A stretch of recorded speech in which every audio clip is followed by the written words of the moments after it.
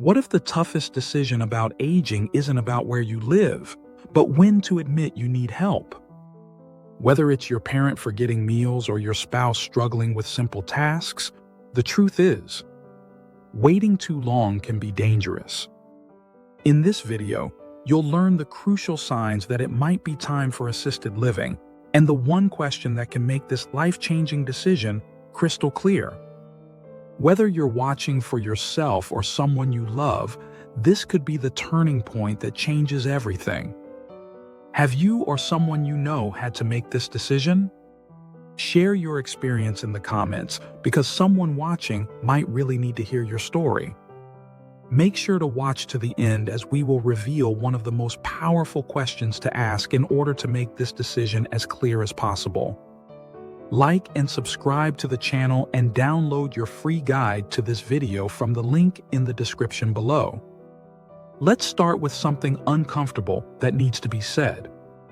Most families avoid this conversation like it's contagious. There's this heavy weight of guilt that settles in when assisted living gets mentioned. Suddenly, everyone feels like they're failing somehow.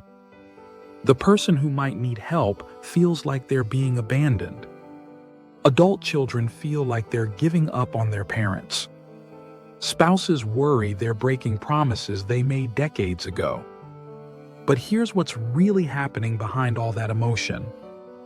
We've built up this idea that moving to assisted living means surrender, that it's the beginning of the end.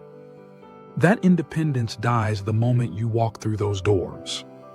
This thinking is not just wrong, it's actually harmful because it keeps people stuck in situations that are becoming genuinely dangerous. The truth is, assisted living isn't about giving up. It's about getting the right kind of help so you can keep living your life instead of just surviving it. Think about it this way. If you had a broken leg, you wouldn't refuse crutches because you wanted to prove how tough you are. You'd use the crutches so you could keep moving forward while you healed. And let's clear up another massive misconception right now. Assisted living is not a nursing home. The difference is night and day. Nursing homes are medical facilities designed for people who need intensive health care around the clock. Assisted living communities are designed for people who want to maintain their independence but could use some help with daily tasks. Many assisted living residents have their own apartments. They come and go as they please. They have friends over for dinner. They take trips. They pursue hobbies. They fall in love. They laugh until their sides hurt. They live vibrant, engaged lives with just the right amount of support to make it all possible safely. But what are the actual signs it might be time? Let's talk about the ones no one wants to admit. Because recognizing them early could prevent something terrible from happening. The first sign is falls or even close calls that are happening more often. Maybe it's just a stumble in the bathroom. Maybe it's feeling unsteady on the stairs. Maybe it's that scary moment when getting up from a chair becomes a challenge. Here's what most people don't realize about falls. They're rarely isolated incidents. They're usually part of a pattern that's developing because strength, balance, or medication management is becoming an issue. Even one fall can change everything in seconds. A broken hip can mean months of recovery and a permanent loss of mobility. But the fear of falling can be just as limiting. When someone starts avoiding activities they used to enjoy because they're worried about falling, they're already losing their quality of life. The second sign is forgetfulness that goes beyond normal aging. We're talking about leaving the stove on after cooking, forgetting to take important medications or taking them twice by mistake, not remembering conversations that happened yesterday, getting confused about familiar places or routines. Memory issues don't just affect the person experiencing them. They create anxiety for everyone who cares about that person. Family members start worrying constantly. They find themselves calling to check in multiple times a day. They start making excuses to drop by unannounced. That's not sustainable for anyone. The third sign is neglected self-care. This one can be subtle at first. Maybe meals are getting simpler. Maybe laundry is piling up. Maybe personal hygiene isn't quite what it used to be. These changes often happen gradually, so they're easy to dismiss or rationalize. But here's why this matters. When basic self-care becomes overwhelming, it usually means that other, more complex tasks are also becoming difficult. It's like watching the foundation of independent living slowly crumble. The fourth sign is isolation. This might be the most heartbreaking one because it often happens when people need connection the most. Maybe driving at night has become too stressful, so social activities get skipped. Maybe maintaining friendships feels too exhausting. Maybe the effort required to leave the house just isn't worth it anymore. Isolation doesn't just affect mood, although depression and anxiety often follow. It actually affects physical health too. People who are socially isolated have higher rates of heart disease, cognitive decline, and even shorter lifespans. The fifth sign is caregiver burnout, especially when a spouse or adult child has become the primary support person.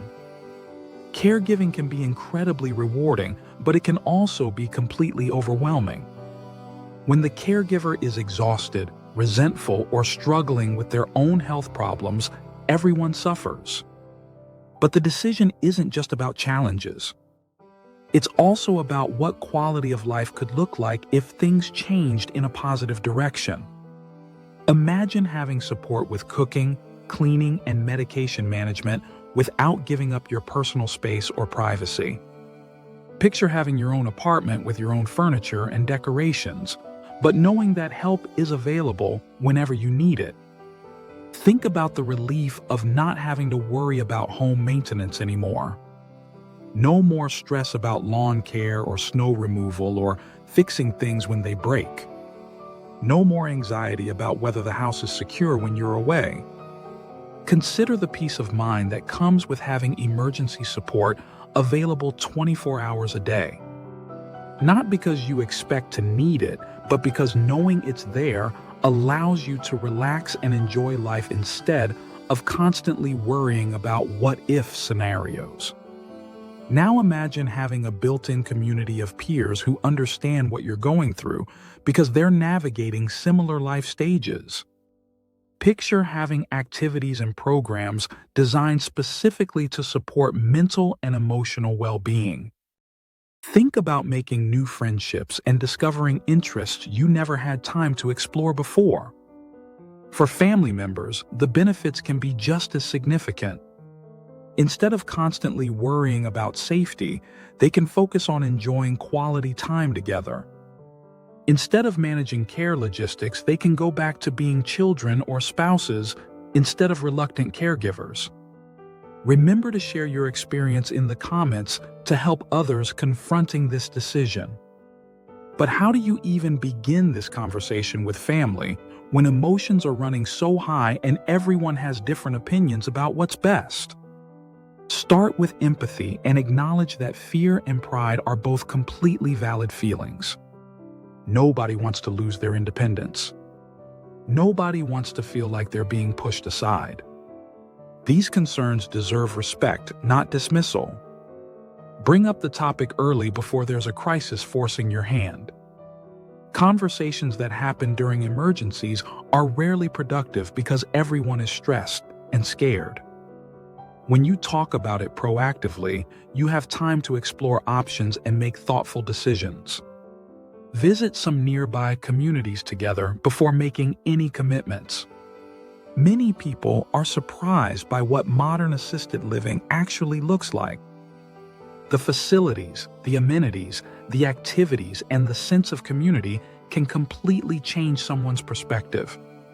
Focus on what assisted living can add to life rather than what it might take away. Talk about new opportunities for social connection. Discuss the relief of not having to handle household maintenance. Emphasize the peace of mind that comes with having support available. Reinforce that this decision is about creating more freedom, not less. Freedom from worrying about safety. Freedom from the burden of tasks that have become difficult. Freedom to focus on relationships and activities that bring joy. Still not sure if it's the right time? Here's one powerful question to ask that can often make the answer clear. If you or a loved one is starting to show these signs, don't wait for a wake-up call that might come in the form of a serious accident or health crisis. Ask this question honestly. Would life be safer, easier, or more joyful in a supported setting? If the answer is yes to any of those three things, then it's time to start exploring your options. Safety matters because accidents can happen in seconds, but recovery can take months or years. Easier matters because life should be about more than just getting through each day. Joyful matters because everyone deserves to thrive, not just survive. This decision isn't about admitting defeat. It's about being smart enough to get the right support so you can keep living your best life. If this video helped you think through this challenging decision, consider subscribing for more guidance, strength, and support every step of the way.